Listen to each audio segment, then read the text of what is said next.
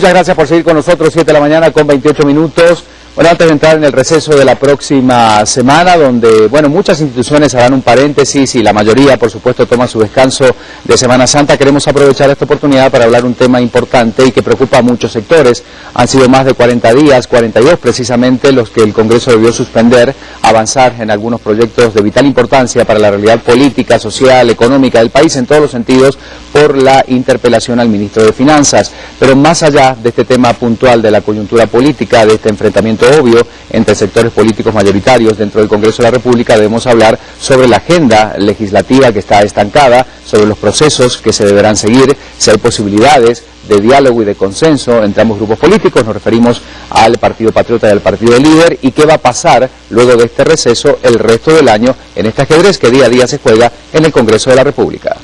La Corte de Constitucionalidad resolvió no darle trámite al amparo solicitado por la agrupación Libertad Democrática Renovada Líder en contra del presidente del Congreso, Woody Rivera, y la Junta Directiva. Sin embargo, permitió continuar con la interpelación del ministro de Finanzas, Pavel Centeno, lo que agudizó la confrontación en el Legislativo. Como posible salida al estancamiento de la agenda, la instancia de jefes de bloques acordó presentar un recurso de aclaración a la Corte de Constitucionalidad para que despejen las dudas respecto que si debe proseguir el interrogatorio que reclama Líder o si se debe convocar a uno nuevo, como asegura el oficialismo. El amparo fue interpuesto por la bancada Líder luego de que Centeno presentara un día antes, durante la interpelación, una carta de renuncia al cargo de ministro, la cual nunca ratificó el presidente Otto Pérez Molina. Eso fue considerado por la oposición como una estrategia para evitar el juicio político. Por su parte, el presidente de la Corte de Constitucionalidad, Alejandro Maldonado, indicó que se dejó una reserva interpretativa por si los diputados desean continuar con dicha interpelación. Este es el tema que abordamos hoy en nuestra entrevista. Para Viva la Mañana, Otto Ángel y Luis Cano. Bueno, me da mucho gusto presentar a quien nos acompaña esta mañana. Está con nosotros el presidente del Congreso de la República, el diputado Woody Rivera, quien nos da la bienvenida. Diputado Rivera, gracias por acompañarnos. Buenos días, Carlos. Bienvenido. Hola. Más difícil de lo esperado, realmente, bueno, se preveía un escenario de confrontación después de que ya se anunciara cómo iba a quedar conformado el escenario legislativo. Sin embargo, estamos viendo confrontaciones que tienen totalmente paralizada la agenda legislativa. Insisto, ¿se esperaba este escenario o es más difícil de lo que ustedes creían? Bueno, comenzamos un paso normal en el Congreso de la República y se hizo algo que no se había hecho por mucho tiempo. En 6 sesiones aprobamos 10 decretos. Y creo que los decretos más importantes que no se habían aprobado antes, sobre todo con el inicio de un nuevo gobierno, se aprueba la aprobación del Ministerio de Desarrollo Social, que fue muy importantísimo. Aprobamos la ley de la vivienda después de 6 meses que estaban pobladores apostados frente al Congreso de la República. La reforma tributaria, que desde hace 25 años habían tratado de aprobar, se aprueba en el Congreso de la República. Lamentablemente se entrampa a un mes, se entrampa al Congreso, por actitudes que yo veo como campaña adelantada de un partido político que tiene ansias de llegar al poder y no permite precisamente la gobernabilidad del Congreso. Usted que ya tiene experiencia, bueno, en varios periodos dentro del Congreso de la República, en la gestión anterior, en la administración de Álvaro Colón, vimos exactamente la misma situación, una gran cantidad de semanas no perdidas, pero en las que no se pudo avanzar por el tema de la interpelación al ministro. Volveremos al mismo escenario, pero esta vez con el Partido Líder como protagonista convocando estas interpelaciones y quizá también la UNE y algunas otras agrupaciones políticas, porque hacemos un balance de lo ocurrido en el Congreso en periodos anteriores. Esto lamentablemente entorpeció mucho la labor de los legisladores. Sí, se ha acostumbrado a esto, pero normalmente es una revancha, es un juego. Al gobierno de entrada, nosotros le podemos poner el ejemplo. Nosotros, Álvaro Colón, le dimos un año precisamente para que pudiera demostrar el trabajo. Nosotros comenzamos a citar a los ministros a partir de un año después de que ya la gestión de Álvaro Colón, porque sabíamos que teníamos que darles el beneficio de la duda. Aquí no hubo ni beneficio de duda ni dejarle trabajar. ¿Cómo es posible que a un mes de haber asumido un ministro, cuando el ministro está ordenando su trabajo, está ordenando el ministerio, viendo qué personal de confianza va a poner dentro del ministerio, viene la primera interpelación? Y esa primera interpelación precisamente era para entrampar el Congreso. Lo peor de esto es que hoy hay 4 interpelaciones más de esa misma bancada dentro del Congreso, que si nosotros miramos que una interpelación de estas, como mínimo, va a pasar como esta, que se lleve 1 mes y medio, 2 meses, estaremos 8 meses paralizados nuevamente el Congreso de la República. Y ese tipo de acciones creo yo que fue una mala estrategia, quisiera pensar, del Partido Líder, y hoy ellos se están dando cuenta de que sobre todo lo actuado en el Congreso de la República siempre ha sido apegado a derecho. Bueno, hoy todos los sectores sociales, lo veíamos en informaciones recientes, distintos grupos de análisis político, de participación ciudadana, están exigiendo el consenso, sobre todo entre el Partido Patriota y el Partido Líder. ¿Es posible que se dé este consenso y bajo qué términos se podría dar? Mira, aquí es muy importante, Ricardo, que tenemos que sentarnos a platicar los diputados. Y hay que sentarse a hablar precisamente la gente que está dentro del Congreso de la República. Hay una agenda legislativa pendiente, una agenda legislativa que tiene que continuar. No hemos entrado, por ejemplo, a conocer los temas de seguridad y justicia, que es importante para este país. Hoy tenemos ya un paquete de leyes de transparencia, 11 leyes que presenta el Ejecutivo, más 4 o 5 leyes que tiene el Congreso, alrededor de 20 leyes en el tema de transparencia, que es importante mandarle un mensaje a la población de que sus impuestos van a ser bien utilizados, de que se va a terminar con la corrupción, de que se va a terminar con el tráfico de influencias. Hay que mandar ese mensaje a la población. Pero lo más importante de esto, Ricardo, es que estamos a 2 meses y medio de haber iniciado un gobierno. Estamos a 2 meses y medio que no se puede iniciar una campaña electoral, no se puede iniciar una campaña de proselitismo. Al contrario, hay que buscar la gobernabilidad del país. Y hoy los verdaderos dirigentes políticos tienen que precisamente poner el ejemplo de dar esa gobernabilidad en el Congreso de la República, que es el organismo con mayor representación. ¿Qué pasó para aclararlo desde el punto de vista social? Porque desde lo político se ha dicho mucho y nos interesa que la gente pueda comprender todo este ruido informativo que se generó en torno a la presentación de la renuncia, la suspensión de la interpelación, las presentaciones correspondientes, la solicitud que usted había pedido a autoridades de la justicia. ¿Cómo le explicamos a la gente lo que ocurrió y cómo está hoy el panorama después de todo eso que surgió? Porque realmente fue de mucho impacto mediático y terminó generando desinformación de realmente cómo se había hecho el tema. Sí, la responsabilidad nuestra, en este caso yo como presidente del Congreso y como jefe de debates en el momento que estoy ya en el plenario, en el hemiciclo parlamentario, recibo la carta de renuncia del ministro de Finanzas.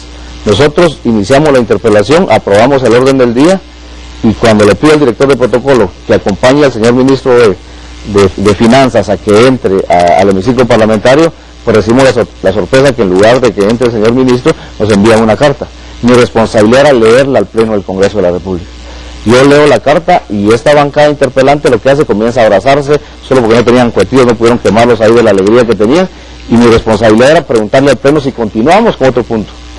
Le pregunto al Pleno, sometemos a votación y continuamos con un punto siguiente de las mociones y proposiciones. Ahí es donde enviamos las diferentes iniciativas de ley de transparencia a las comisiones. A raíz de eso, 2 o 3 horas después, entrevistan al presidente de la República y el presidente de la República dice que no va a aceptar la renuncia del ministro. Pero esa es decisión del Ejecutivo. El Legislativo cumplió precisamente con los pasos que la ley le manda. Y prueba de ello es que ellos presentan un amparo ante la Corte de Constitucionalidad en contra de la Presidencia del Congreso y en contra de la Junta Directiva. Y la Corte de Constitucionalidad dice claro que el amparo no es procedente porque todo lo actuado por nosotros dentro del Congreso es apegado a derecho.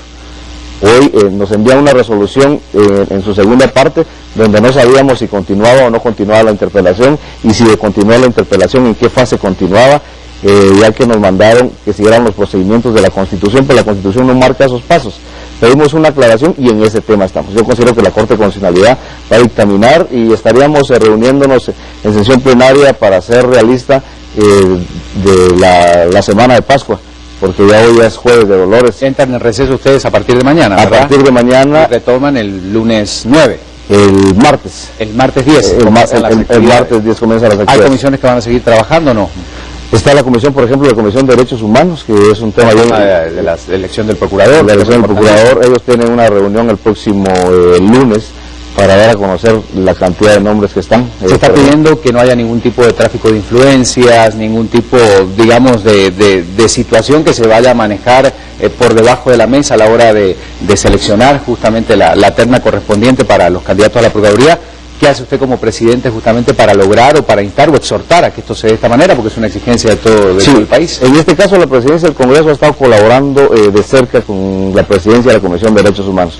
Por ejemplo, hoy estamos auspiciando un evento en un hotel capitalino donde está la presencia de oradores internacionales, gente que representa precisamente el tema de derechos humanos, hacer una presentación de la realidad que vive Guatemala y sobre todo la transparencia que tiene que tener este proceso. El perfil que debe tener también el futuro procurador. Ya, ¿no? El perfil ya lo escogieron, prueba es que hay candidatos que están, hoy terminan precisamente para entregar la documentación necesaria. El día lunes comienzan a analizar ya los documentos y el perfil, y será la comisión que hoy se convierte en la comisión de postulación en la escogencia de este candidato. Es un Congreso plural, recordemos ahorita que es un representante por cada partido político con representación en el Congreso. Entonces tenemos alrededor de 13 agrupaciones que van a tener la oportunidad de poder escoger esa terna.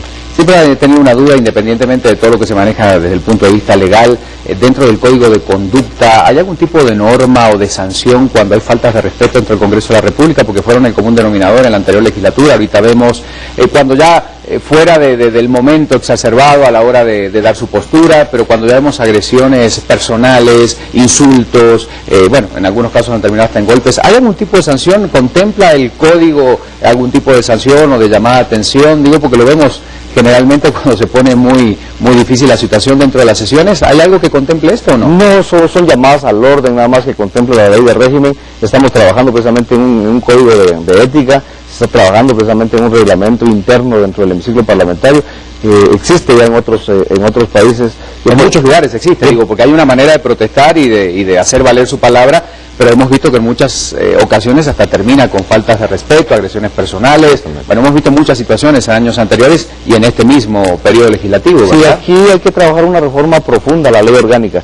La ley orgánica se ha ido quedando rezagada en estos últimos tiempos y es importante precisamente hoy que tenemos 78 legisladores que por primera vez llegan al Congreso, quedan con una mentalidad totalmente diferente. Es importante ese saneamiento del Congreso y deberíamos y vamos a trabajar en ese tema. Yo, por ejemplo, le comento, acabo de estar en El Salvador, en una reunión de los presidentes de los congresos de Centroamérica, y me decían los presidentes de los congresos, mire qué importante que en Guatemala se haya aprobado la reforma fiscal. Yo les decía, miren, yo les doy copia de la ley de reforma fiscal y ustedes den copia de su reglamento interno, de su ley de ética, porque por ejemplo en Panamá, en Costa Rica, existe un código de ética, el respeto que se tiene. Lo que yo decía para mi toma de posición, hay que regresar al debate sano, porque aquí hay que combatir precisamente las ideas debatiendo, no precisamente con ese tipo de agresiones. El Congreso de la República en los últimos días parece precisamente un circo donde llevan las tremendas mantas, sacan los megáfonos, sacan los gorgoritos, se tapan. Entonces ese tipo de acciones verdaderamente en lugar de subir la imagen al Congreso de la República, llega a demeritarlo y la situación del Congreso cada día está peor. La población dices que son los representantes directos la población cada día la está viendo peor. La verdad que estamos preocupados por esa situación, estamos haciendo un llamado precisamente a ese diálogo, un llamado a buscar esos consensos, pero sobre todo un llamado para buscar la gobernabilidad dentro del Congreso de la República. Ahora, cuando usted dice de hacer este llamado o este consenso que se está pidiendo, por ejemplo, con la bancada líder, la ciudadanía piensa, el acuerdo siempre es con la voluntad política, pensando en un concepto de país, o empiezan estos acuerdos o estas negociaciones bajo la mesa por otorgamiento de obras y muchas otras cosas que siempre terminan enturbiando la labor del legislador. Ese es un tema que debería dejar bien claro, ¿no?, para la gente que nos está viendo. No, en este caso, si nosotros nos sentamos a una mesa de diálogo, si nos sentamos a buscar un consenso, es precisamente en busca de la gobernabilidad. Aquí, como yo lo dije, y también lo dijo el presidente de la República,